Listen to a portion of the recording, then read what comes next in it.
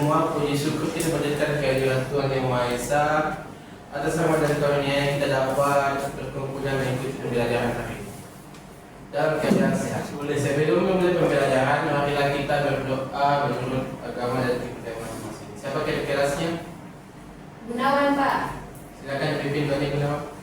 Baik, sebelum kita mulai pelajaran, marilah kita berdoa menurut keyakinan masing-masing. Doa dimulai. Doa selesai. Baik. Bagaimana kabarnya nih hari ini anak-anak? Baik, Pak. Alhamdulillah, semoga semuanya tetap sehat dan semangat ya. Amin. Sebelum kita memasuki pembelajaran, angka weeknya kita absen dulu ya. Baik, Pak. Gunawan, Hadir, Pak. Tiara, Hadir, Pak. Sani, Hadir, Pak. Zulkifli. Hadir, Pak. Baik, terima kasih. Baik, saya mau tanya, siapa yang hari ini menggunakan internet sebelum berangkat ke sekolah? Saya, Pak. Digunakan untuk apa internet itu? Membuka WhatsApp, Pak. Yang lain? Nonton TikTok. Bagus. Sekarang saya ingin bertanya lagi. Menurut kalian, bagaimana sebuah handphone atau laptop dapat memperoleh koneksi internet? Bagaimana perangkat tersebut memperoleh alamat IP? Saya, Pak. Ya, Perangkat memperoleh koneksi internet melalui Wi-Fi, data seluler atau hotspot. Setelah terhubung ke jaringan, perangkat mendapatkan alamat IP secara otomatis dari DHCP server, sehingga dapat berkomunikasi dengan mengakses internet. Pertanyaan kedua, bagaimana sebuah website bisa dikelola diakses oleh jutaan pengguna secara bersamaan? Saya, Pak. Ya, Tiara, silakan jawab. Sebuah website dapat diakses oleh jutaan pengguna secara bersamaan karena menggunakan infrastruktur jaringan dan server yang dirancang untuk menangani banyak permintaan atau request secara bersamaan. Ya, terima kasih atas jawabannya. Pertanyaan tersebut berkaitan dengan materi yang akan kita pelajari hari ini, yaitu teknologi layanan jaringan. Materi ini sangat penting karena menjadi dasar bagi seorang teknis jaringan, administrator server, network engineer, dan profesi lainnya di bidang teknologi informasi. Jika kalian ingin memahami layanan jaringan, maka kalian akan lebih mudah mempelajari konfigurasi server dan administrasi jaringan pada tingkat yang lebih lanjut. Tujuan pembelajaran hari ini memahami konsep layanan jaringan. Siswa mengidentifikasi jenis layanan jaringan dan melakukan konfigurasi data server dan menguji koneksi ke klien server. Kita langsung masuk ke materi pertama, yaitu pengertian layanan jaringan. Layanan jaringan adalah layanan yang disediakan oleh server untuk memenuhi kebutuhan klien dalam jaringan. Dalam kehidupan sehari-hari, sebenarnya kita sudah sering menggunakan layanan jaringan, meskipun kalian tidak menyadarinya. Sebagai contoh, ketika kalian membuka Google Chrome, menggunakan browser, mengakses Instagram, mengirim email, dan menonton video TikTok. Semua aktivitas tersebut memanfaatkan layanan jaringan. Layanan tersebut tidak muncul begitu saja, tetapi disediakan oleh server bekerja selama 24 jam untuk melayani permintaan dari pengguna. Di dalam jaringan komputer terdapat dua komponen, yaitu server dan klien. Ada yang bisa sebutkan apa itu server? Ketika saya sebutkannya, server adalah komputer yang menyediakan layanan, sedangkan klien adalah perangkat yang menggunakan layanan tersebut. Misalnya, ketika kalian membuka website sekolah melalui browser, komputer atau handphone yang kalian gunakan disebut klien, sedangkan komputer menyimpan data website disebut server. Ketika kalian meminta informasi server, akan memproses permintaan tersebut dan mengirimkan data kepada klien. Proses ini disebut dengan komunikasi klien server. Konsep ini menjadi dasar dari hampir layanan digital yang digunakan saat ini. Tanpa adanya server dan layanan, jaringan aktivitas seperti website, mengirim email, melakukan video konferensi maupun bermain game online tidak dapat berjalan dengan baik. Sebelum saya lanjut ke materi selanjutnya, coba kalian sebutkan layanan digital yang paling sering digunakan setiap hari. Saya, Pak. Ya, jangan silakan. YouTube, WhatsApp, Google dan Instagram, Pak. Baik, benar sekali. Semua aplikasi tersebut memanfaatkan layanan jaringan tersebut. Jaringan untuk beroperasi. Kita langsung masuk ke jenis-jenis layanan jaringan. Adapun jenis-jenis layanan jaringan, yang pertama itu ada DHCP server. DHCP server berfungsi memberikan alamat IP secara otomatis kepada perangkat yang terhubung ke jaringan.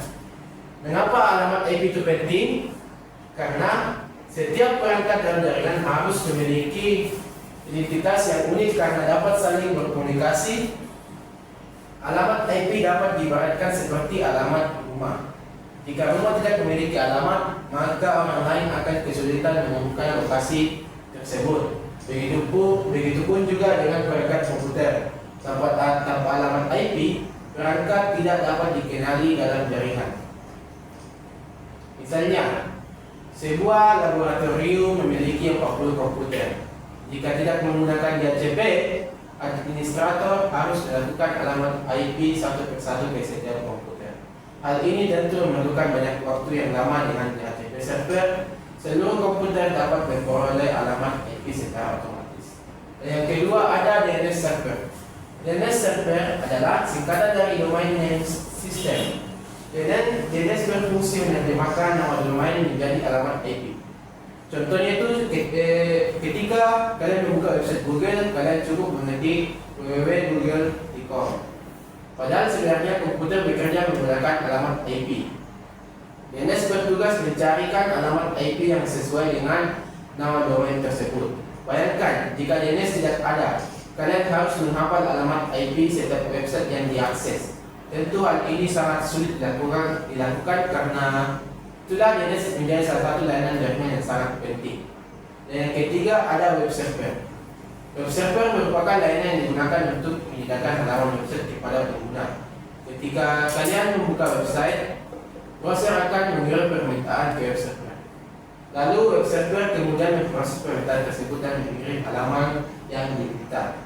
Contoh, web server antara lain yaitu ada 3, RPC, NIST, LLS, dan lain-lain.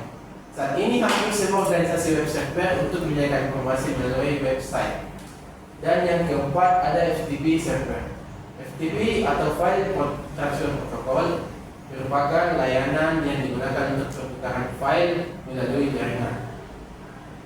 FTP memungkinkan pengguna mengirim maupun mengunduh file dari server. Contohnya ketika seseorang administrator website yang ingin mengunggah file web ke hosting, proses tersebut biasanya menggunakan layanan FTP server. Yang terakhir ada mail server. Mail server adalah layanan yang digunakan untuk mengolah surat elektronik atau email. Mail server bertanggung jawab menerima, menyimpan, dan mengirim email kepada pengguna. Contoh email yang sering digunakan dalam kehidupan sehari-hari yaitu Gmail, Yahoo Mail, dan Outlook. Ketika kalian mengirim email kepada teman, email tersebut akan diproses lalu mail server terlebih dahulu mail server sebelum sampai ke tujuan. Sebelum saya lanjut, saya ingin bertanya lagi. Menurut kalian, layanan jaringan yang mana yang paling sering digunakan dalam kehidupan sehari-hari?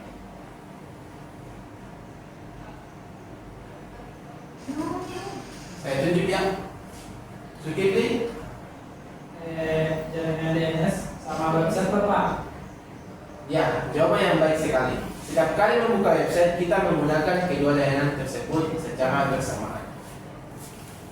Kita masuk ke fungsi-fungsi server. Server merupakan pusat layanan dalam jaringan sebuah jaringan komputer. Tanpa server, layanan jaringan tidak dapat berjalan dengan baik. Fungsi pertama dalam server adalah menyediakan layanan jaringan. Server menyediakan berbagai layanan seperti DHCP, DNS, web, TCP, dan mail server. Fungsi kedua adalah mengolah data. Server menjadi tempat menyimpan berbagai data yang penting yang dapat diakses oleh pengguna. Dan yang fungsi ketiga yaitu mengatur hak akses pengguna. Tidak semua pengguna memiliki hak akses yang sama. Sebagai contohnya itu, administrator memiliki hak akses penuh terhadap server, sedangkan pengguna biasanya hanya dapat menggunakan layanan tertentu. Nah, kita masuk ke studi kasus. Sebelum kita masuk ke studi kasus, saya ingin bertanya lagi. Menurut kalian, apa yang terjadi jika sebuah sekolah tidak memiliki server? Pak, Ya, data sulit dikelola, Ya. Pak. betul. Selain itu, layanan jaringan juga tidak dapat berjalan secara optimal. Kita langsung masuk ke studi kasus DHCP server. DHCP server itu berfungsi memberikan alamat IP secara otomatis kepada perangkat dan klien dalam jaringan. Adapun studi kasus yang saya angkat yaitu sebuah sekolah membutuhkan DHCP server untuk memberikan IP otomatis pada komputer laboratorium.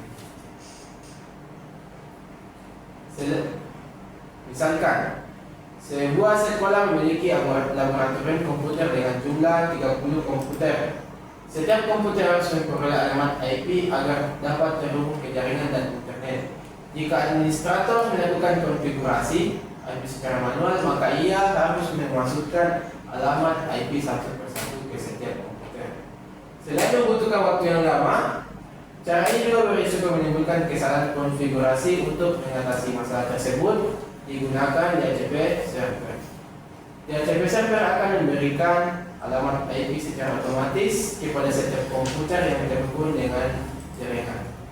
Dengan demikian, proses konfigurasi menjadi lebih cepat, efisien, dan mudah dikelola.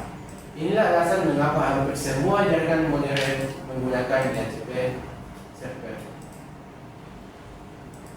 Saya ingin bertanya lagi, apa keuntungan menggunakan DHCP dibandingkan konfigurasi manual? Saya Pak, Ya, lebih cepat, mengurangi kesalahan, mudah dikelola. Ya, sangat baik. Jika seluruh pengujian berhasil dilakukan, maka konfigurasi DHCP dapat dikatakan berhasil. Jadi hari ini saya akan menjelaskan saja dulu materinya. Ya, nanti minggu depan kita praktikum. Kita langsung masuk ke langkah DHCP. Kita masuk ke materinya saja dulu ya. Ya, Pak. Yang pertama itu menentukan IP server. Yang kedua menginstal layanan DHCP. Dan yang ketiga mengatur rentang IP.